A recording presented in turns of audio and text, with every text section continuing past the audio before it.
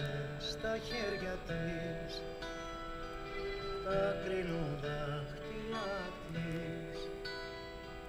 κι αν μύριζες το άρωμα απ' τα μακριά μαλλιά της,